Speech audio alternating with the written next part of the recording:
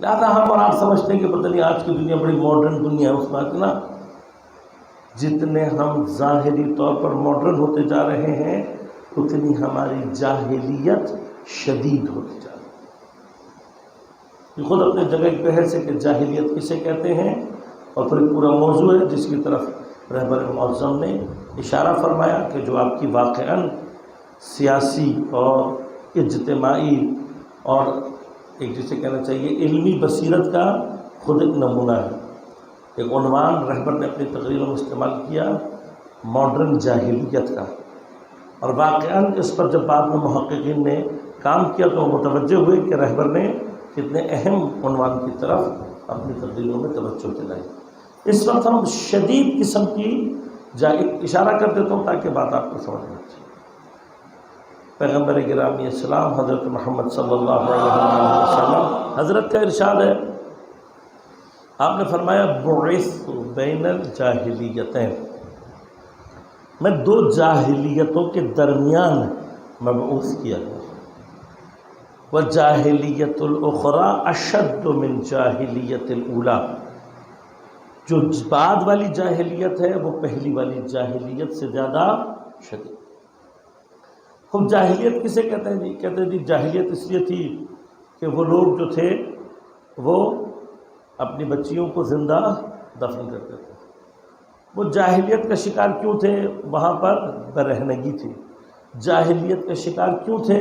بہت ساری جگہوں پر انسانی اقدار کا خیال نہیں رکھا جاتا تھا، خواتین کے حقوق کو غصب کیا جاتا تھا۔ اب یہ اس طرح کے اور بہت سارے موارد ہیں۔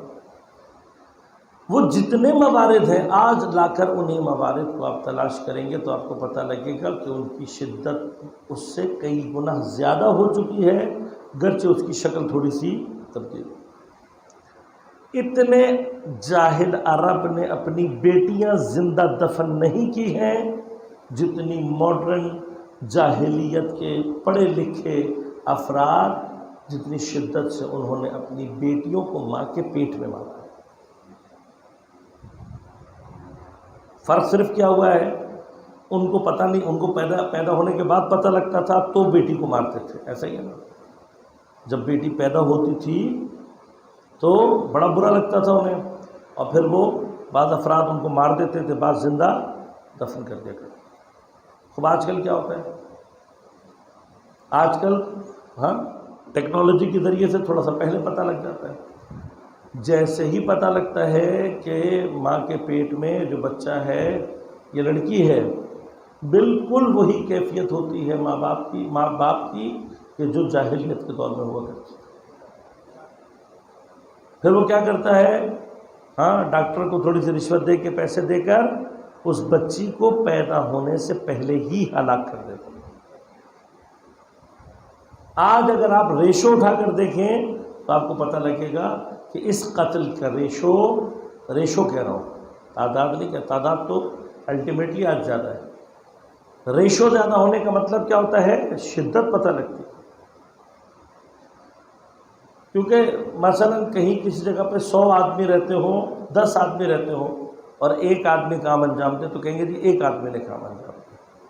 لیکن اگر کہیں 100 آدمی رہتے ہوں اور 10 آدمیوں نے کام کو انجام دیا ہو تو کہیں گے بھئی یہاں تو 10 آدمیوں نے کام کیا ہے۔ لیکن جب اس کو آپ ریشو میں دیکھیں گے تو دونوں کی ریشو برابر ہے، وہ بھی 10% ہے اور یہ بھی 10%۔ کسی چیز کی بھی انٹینسٹی کو جب دیکھنا جاتا ہے تو بعض اوقات تعداد میں نہیں دیکھا جاتا، ریشو کے ذریعے سے دیکھا جاتا ہے۔